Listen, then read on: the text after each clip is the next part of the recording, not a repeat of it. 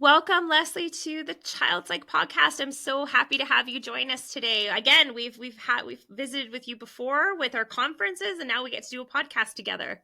Yeah, I'm super grateful, really excited to be here. Thank you so much, Tammy, for the invitation. And I'm Yeah, just so excited to have this conversation. yeah, I think it's wonderful. We need more diversity in our field, so I think this is what you have to offer, especially for our U.S. population. Like we're in Canada, which we have. We don't see as much of the Latin population, but I lived in the U.S. in Oregon, and I know how that is a huge part of American culture now that we need to address. And so I'm excited to hear. I guess we can start first as your organization, LatinX Parenting. Can you tell us a little bit about that? Yeah, and thank you so much for bringing up the fact that this is, something that the work that I do impacts families specifically in the US. And the reason that's important is because by the year 2050, one in every three children in the US will have some kind of Latinx lineage and heritage. And so this is about the mental health of Latinx children specifically. And that's connected to the way that I started this organization because I was the child that you see in statistics that felt disconnectedness in my home, that, observed a lot of my family members operating in ways that were from wounds that I didn't necessarily want to pass on when I became pregnant. And so it's deeply personal work to me, actually. And the reason that I started it was because I didn't necessarily see a bridge in between the gentle parenting community, the more brain-based parenting community, attachment parenting, respectful parenting, whatever you want to call it, and my culture. Growing up as a Mexican American child, and now becoming, Mexican American Latina mother, I didn't see anything that bridged that gap. And so I was looking at the parenting books and I was like, this is really wonderful, but I don't see how I can necessarily apply this with my culture centered, right? And I'm not seeing a lot of the hardships that my family experienced being represented in the narratives of gentle parenting, et cetera. And so it kind of started there. I started working with children when in 2010, actually. So it's been, over 13 years. Actually, it was before that, but I started being a preschool teacher in 2010. And I started just kind of noticing some dynamics, not just in Latinx families, but just between parents and children. And I was like, there's something going on where kids in my class are super connected to me. We're engaged, but then they go home for a while and then they come back and a lot of the behavioral problems are still there. I'm like, something is going on in these homes. Mind you, I was not a parent at that time. And so I didn't really understand like how hard parenting actually is. But in 2011, I got pregnant and I realized that I didn't want to pass on a lot of the blueprints that I had for how to parent. So I knew how I did not want to parent. I knew what I did not want to do, but I didn't exactly know what I did want to do.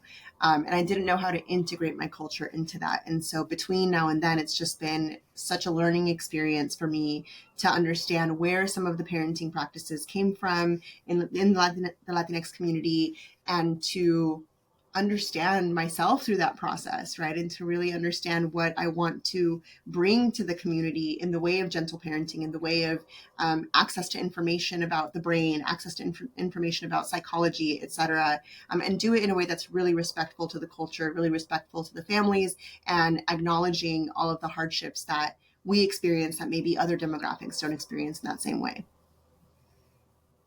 Yeah, and I want to explore that a little bit because I was working as a therapist in the US for a few years. I think I did 3 years before deciding I was sick of the healthcare and moved back up to Canada.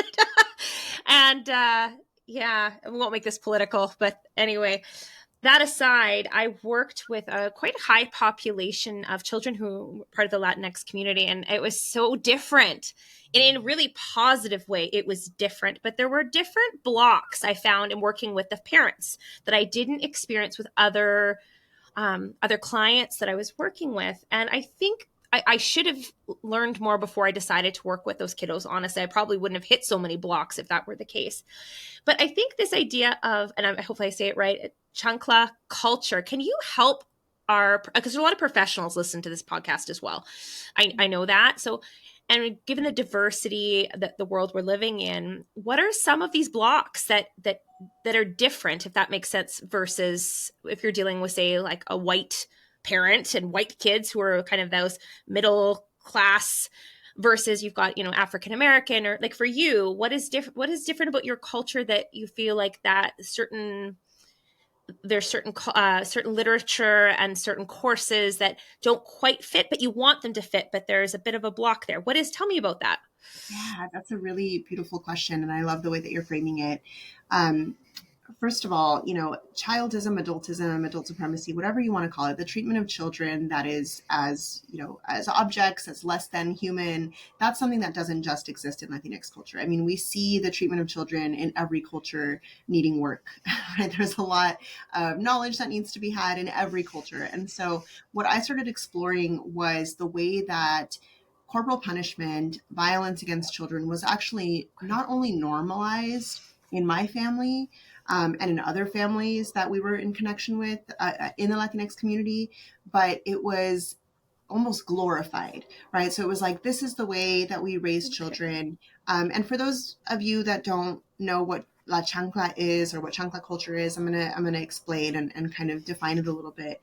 La Chancla literally means a sandal, or a flip flop, and so usually you see a lot of Latinx media sharing content around Latina mothers specifically throwing a chancla at a child. And so you can just Google it right now, like as you're listening to this podcast, just like chancla, or chancla memes or chancla videos, and you're going to get hundreds of thousands of hits probably on Google. Really normalizing this parental behavior, right, of throwing the chancla at a child. And so I thought this was really interesting. And actually those videos were something that made me feel seen, made me feel represented for a long time, until I started kind of questioning the implications of what we were normalizing, right? And so chancla culture is the normalization of authoritarian parenting practices, of power over practices, and the way that those are expressed specific to the Latinx family, right? And so again, the treatment of children in less than respectful ways is something that every culture encounters, but in the way that the Latinx community encounters it and normalizes it, that is what I define as chancla culture. And so what I started noticing, in many families, especially when I started working with parents directly, is that there is a sense of pride when we're witnessing other people use power over strategies with their children. Like, we are not going to be those parents that raise children to walk all over us. We're not going to be like, essentially it's called a white people thing, right? Like, this is just for white people. Like, if you don't understand why we use la chancla, then you don't understand our culture, right? This is something that belongs to us. These are the narratives that I encounter in this work. This is Okay. something that belongs to us. This is a part of our culture. And so I started learning a lot more about where this came from, right? And the ways that those parenting practices have been adapted into Latinx families from the time of colonization. And so I found that fascinating, because I'm not necessarily seeing historical data in the parenting books. And I think that that's really important, especially when professionals are working with Latinx families. Like, you have to understand the history of colonization, the social dynamics of migration, all of these things that are not as seen in other cultures and in other family dynamics, right? And so there are so many layers to this, Yeah. but it's extremely important to kind of place culture at the center of the parenting conversation when it comes to Latinx families.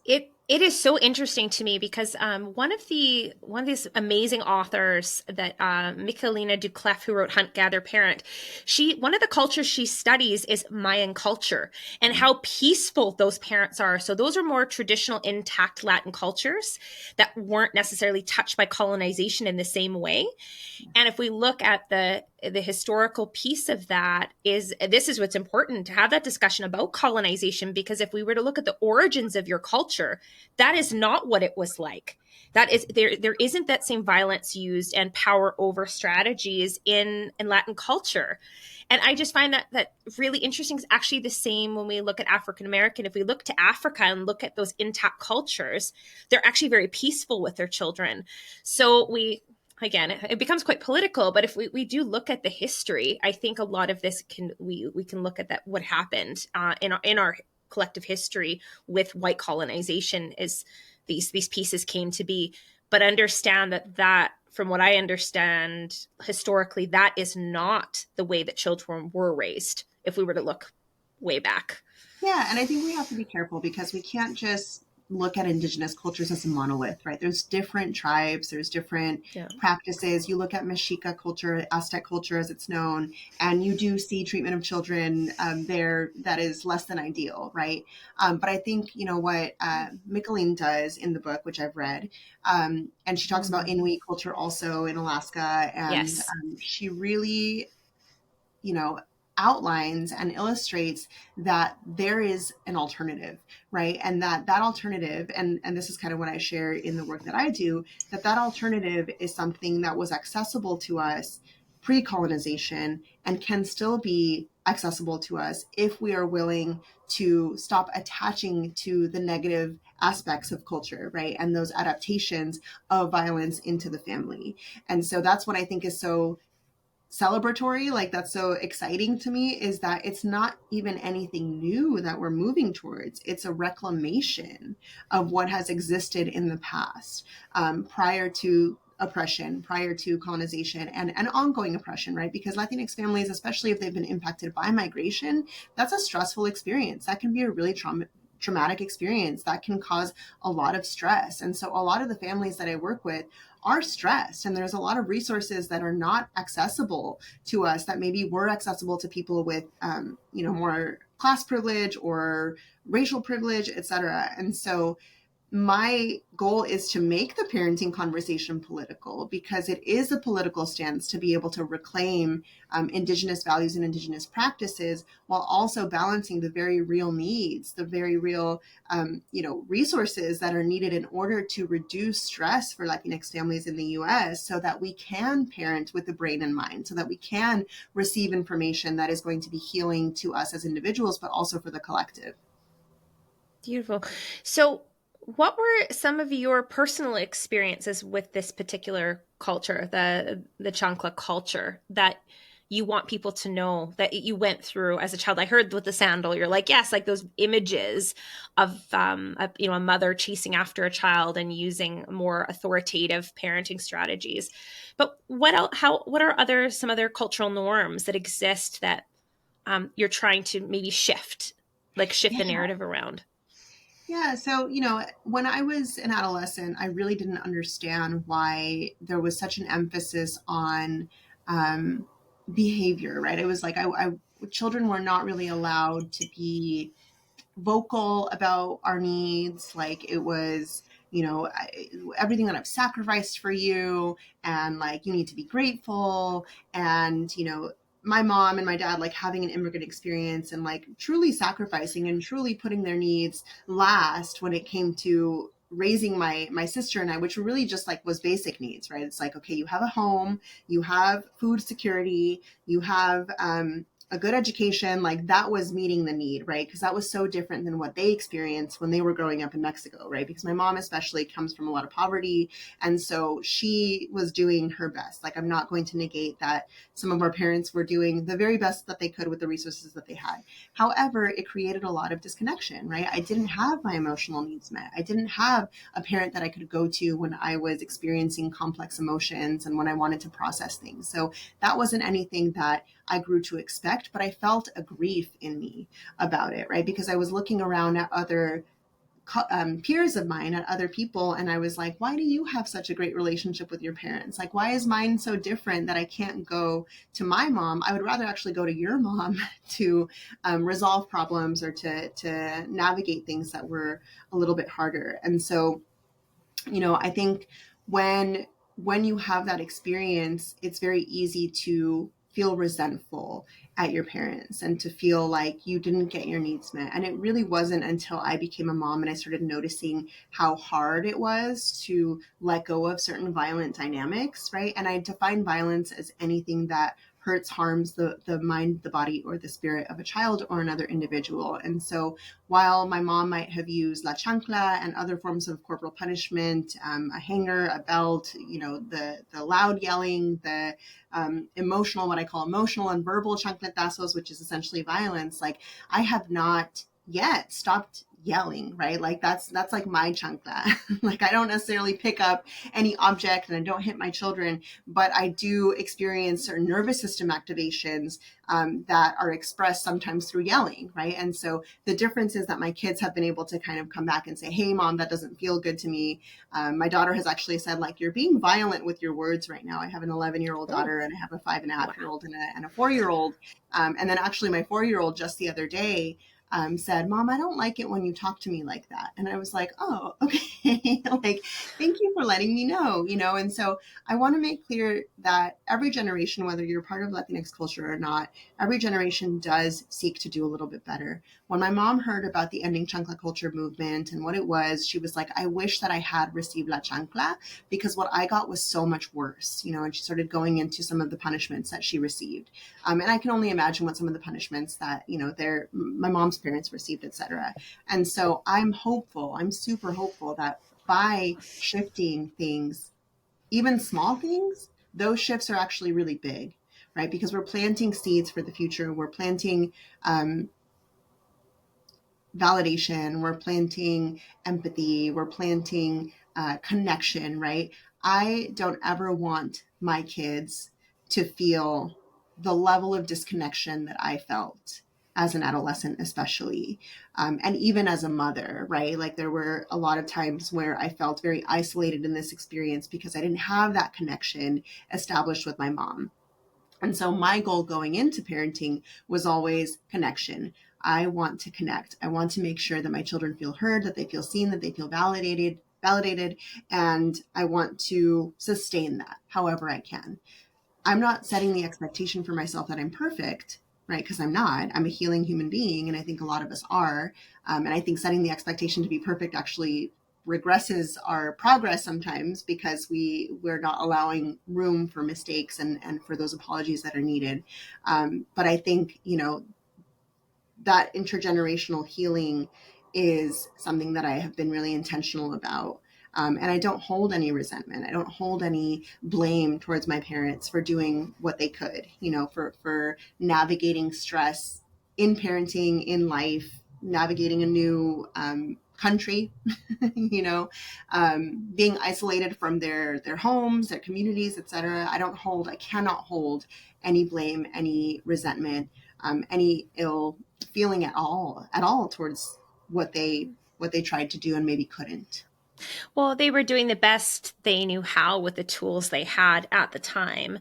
And I'm hearing is you have a lot of compassion for that. And that's always a tricky thing. I grew up in a very German farming culture, which is like same thing, authoritative, very authoritarian, very not a lot of space for feelings, and you don't talk back to your parents, and they're allowed to be mad, but you're not allowed to be mad, and just yeah, very rigid, very hardworking, but just, that you just work hard, keep your nose to the ground, make money, and don't talk about feelings. So that ironic, I became a therapist, but which what it came down to, and I'm sure you speak to this in your work, is there was a lot of therapy and a lot of healing and a lot of we would call reparenting, like having to reparent yourself, because anybody who has endured that kind of culture, and it doesn't matter if you're Latinx, German farming family, my husband's Ukrainian farming family, same culture, Yeah. no space for feelings. We don't talk about things, very a lot of corporal punishment, those kinds of things that existed. We now grow up and we're like, what, we've got our own kids and we're bringing a lot of wounds into the narrative, into parenting. And so you speak about reparenting. Can you let our audience know what that means? What does it mean to reparent yourself? And then we can talk maybe about some of those steps. So if you have endured a culture like that with, say, the Latinx chancla culture, or another culture that sounds similar, where there's maybe those, it's glorified, the more corporal punishment and powering over children, reconciliation of that. How do you move towards that healing? Yeah. So I want to share a story. that was one of the first times that I recognized that my needs were not going to get met in the mother-daughter relationship that I wanted and that I had longed for. My dad wasn't around after the time that I was 9 years old. They had separated, and so I would see him every now and then, but it wasn't like anything, super meaningful. But I remember working as a preschool teacher, and I was still living with my mom at the time. I think I was assisting, or maybe I had just started to have my own classroom, but I was still living with her. And we had gone to Costco, and we were leaving Costco, and I had been quiet and tired, and my mom started taking it personally.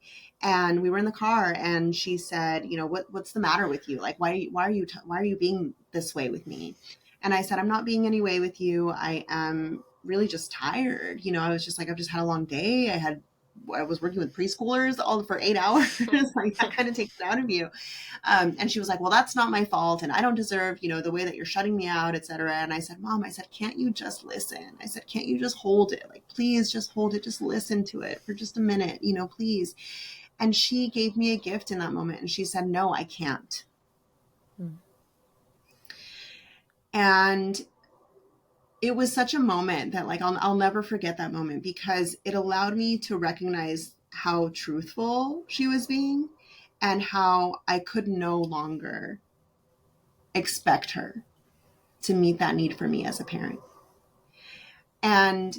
And I would look around at my friends, and I'm just like, again, just like, oh, so jealous of the relationship that you have with your parents. But no parent is perfect, right? And so all of us have some level of healing to do, and some level of releasing our parents from the expectation that they're going to be our primary emotional caretakers. I think it's just a part of growing up. And so very soon after that experience, I got pregnant, and I started seeing a therapist on the college campus where I was going, and everything was, connected back to my childhood. And she started kind of drawing the lines with me. And she really, emphasized the relationship that I had with my mom. And I said, I try really hard. I really want this relationship. I really want to be her daughter. And I really want her to be my mom in this very specific way. And she said, it sounds like what you're doing is you're pouring a lot of water into a bucket with a hole in it. And the water is just coming out of that bucket, and you keep pouring the water, and you keep pouring the water, and you keep getting exhausted by it.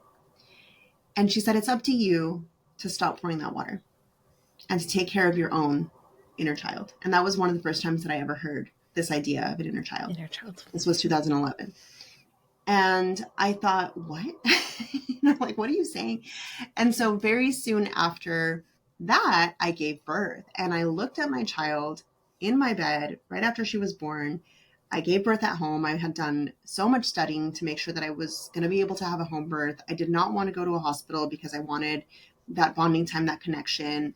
I was actually, what I call decolonizing long before I even knew what that word meant, because I wanted to give birth at home the way that my grandmothers did. I wanted to wear my babies the way that my grandmothers did. I wanted to, co-sleep with my babies the way that my grandmothers did. But I remember my daughter being born and looking at her and having this really profound understanding that this was me. And that everything that she deserved, that I felt that she deserved in that moment, the preservation of her sacredness, the understanding of her humanity, the acceptance of all of her, right, of her wholeness, was something that still lived in me. Oh, so that's so beautiful. I'm sitting here just being like, try not to choke up. Like, that is such a beautiful metaphor for that inner child work. Yeah. And understanding that, well, it's a projection, but it's also a truth that we have this opportunity as parents to not only do right by our child, but to rectify the hurt that exists within our own heart that was done to us. And we do have that beautiful opportunity to make it right with the next generation. And healing happens in that. Yeah, absolutely. And I think it gave me this awareness that I still deserved all of those things, that I still deserved my humanity to be seen, that I still deserved everything that this brand new baby deserved, right? And not only that, but so did my mom. And so did my grandparents. And so did my great-grandparents, and so did everybody around me.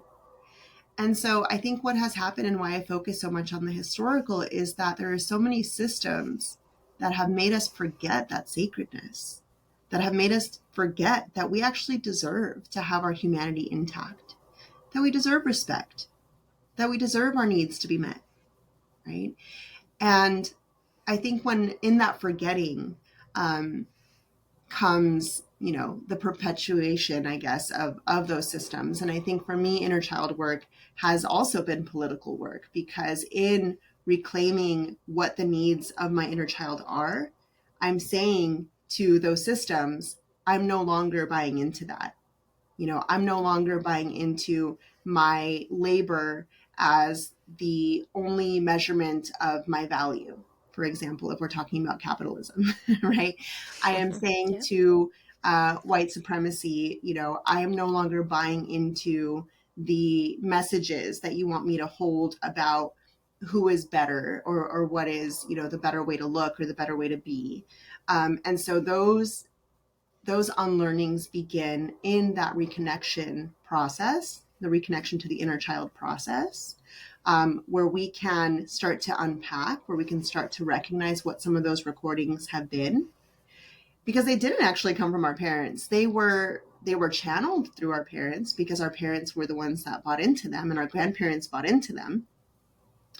But when we're saying no to those recordings, we're also liberating our lineage, right? And so I talk a lot about what liberating our lineages means, and it begins with that inner work of recognizing the grief that we have to kind of confront, of the things that we did not receive, right? And so we're Yeah. constantly moving from grief to celebration.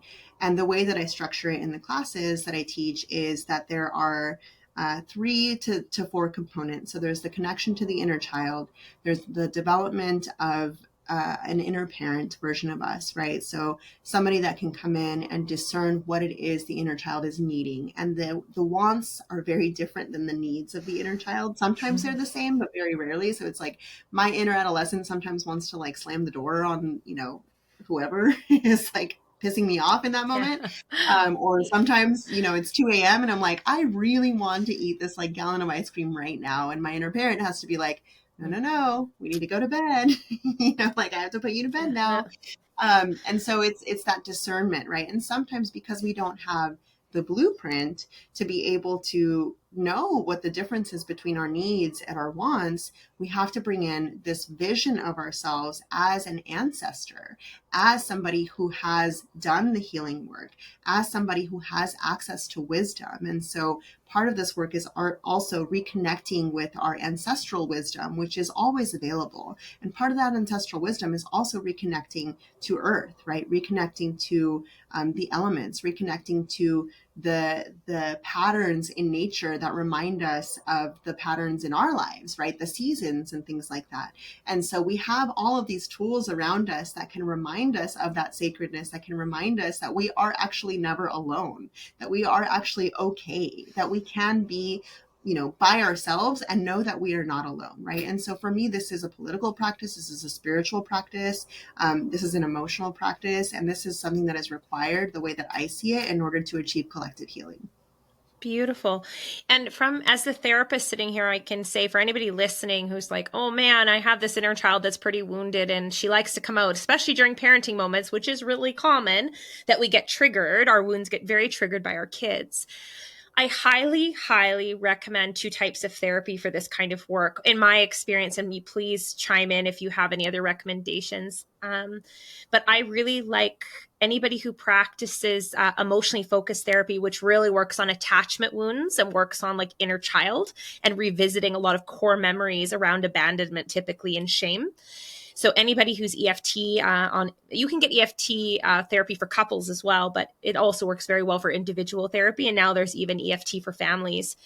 And I also really like internal family systems, does a lot of like the inner wounded child and looking at like kind of defenses that help kind of keep that child safe, like whether it's addiction, shopping, sex, gambling, workaholism. Like it really works in normalizing that we have ways to protect that inner child. That inner child is very vulnerable.